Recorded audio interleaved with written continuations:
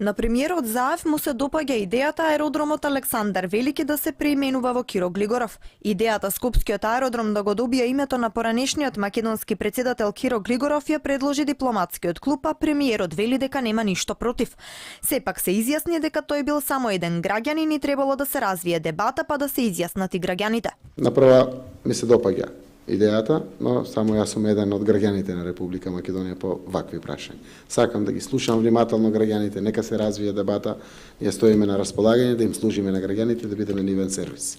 Поранешниот дипломат Никовски коментира дека овие потези кои се најавуваат може да ја доведат државата во безизлезна ситуација која директно може да го смени националниот идентитет.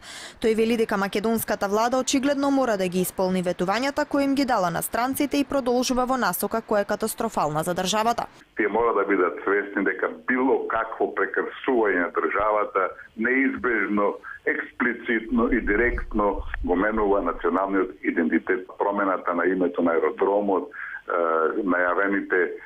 најавеното рушење на спомениците и слични вандалски и варварски потези нема да ни ја донесат среќата, туку напротив ќе не доведат во ситуација, во безизлезна ситуација и во хаос и во натрешни пошироки судири, бидејќи само на тој начин ќе се доведе безбедноста во прашање. Никовски предупредува и дека се стеснува обрачот околу нашето име, а меѓународната заедница е подготвена да најде решение и да го затвори случајот Македонија.